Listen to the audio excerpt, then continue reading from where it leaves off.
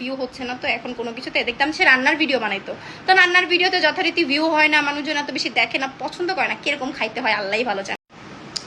আসসালামু আলাইকুম এভরিওয়ান, কি অবস্থা, সবাই কেমন আছেন? তো আমি আজকে আপনাদের কাছে আপনাদের সাথে একটা ভিডিও শেয়ার করার জন্য আসছি। তো রিসেন্টলি আমি দেখতেছি একটা মহিলা, খুবই ভদ্র একটা মহিলা, সে আমাকে নিয়ে রনি বৃষ্টির পার্ট এরকম 1 2 3 4 পর্যন্ত করার পরে আমি তার একটা ভিডিও আমার সামনে আসে, যদি আমি তার একটা ভিডিও দেখি সেখানে সে বলে যে তার আমাকে নিয়ে কোনো কথা বলার রুচি নাই। আমি কি জানি বলে, আপনি একটু শোনেন। যারা নীলার পক্ষ নিয়ে চামচামি করতেছেন তাদের উদ্দেশ্যে একটাই কথা বলতে চাই যে বুঝলাম রনি বৃষ্টি ভালো না, কিন্তু নীলা মেয়েটা খুব ভালো, তার বাপ নাকি খুবই কোটিপতি, ঠিক আছে? তো আচ্ছা, ভালো হয়ে থাকতো। এখানে কথা হচ্ছে যে নীলা মেয়েটাকে নিয়ে চামচামি করতেছেন। ভাই সত্যিটা আগে দেখ, ঠিক আছে বোন, তুই আগে ঘাটাঘাটি কর, কোনো কিছু ঘাটাঘাটি না করে তারপর কথা বলিস না, তুই আগে সত্যিটা দেখ কোন জায়গায় কি হয়েছে। আমার তো মনে হয় চামচামি আমার কেউ করে না, তুই চামচামি করতেছিস, মনে হলো তো টাকা দেওয়া লাগছে না, এই জন্য এই অবস্থা। আচ্ছা, তারপর আরো বলছে তার আমাকে নিয়ে কথা বলার কোনো রুচি নাই, এই সে হ্যান ত্যান। যদিও ওনার যে ইয়াটা দেখলাম, প্রোফাইল পিকচারটা দেখলাম, ফাতেমা সাগর ব্লগ, খুবই পর্দাশীল একটা মহিলা, ঠিক আছে, খুবই পর্দাশীল একটা মহিলা।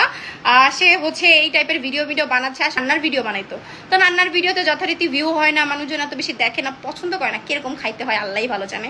তো যাই হোক, তার পার্সোনাল বিষয় নিয়ে আমি কোনো কথা বলতে চাই না, কিন্তু সে যেহেতু আমার পার্সোনাল বিষয়ে হাত দিছে, আমি সে এরকম ভাবে 4টা ভিডিও আপলোড দিছে, আমি কোনো ভিডিওতে তার কথা বলি না, কিন্তু এই ভিডিওতে আমি কথা বলতে বাধ্য হইলাম, কারণ সেইভাবে বলছে তার বাপ কোটিপতি। আমি কোন জায়গায় এসে বলছি ভাই আমার বাপ কোটিপতি?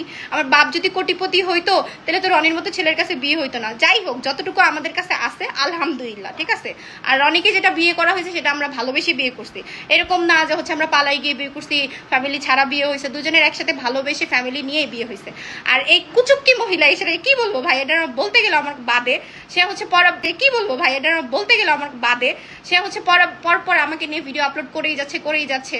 তো সে না জেনে যেগুলো বলতেছে সেগুলো প্রত্যেকটা কথার উত্তর আমি দিব, কিন্তু আসলে আমার এইসব বিষয় নিয়ে কথা বলতে ইচ্ছা করে না, কিন্তু তারপরে ওনার ভিডিওগুলো দেখে আমি না বলে পারলাম না। ওনাকে আমি এটা কমেন্টে করছি, দেখেন আমার হাজবেন্ড যদি আরেক জায়গায় পরকীয়া করে আমি কি চুপ করে বসে থাকবো?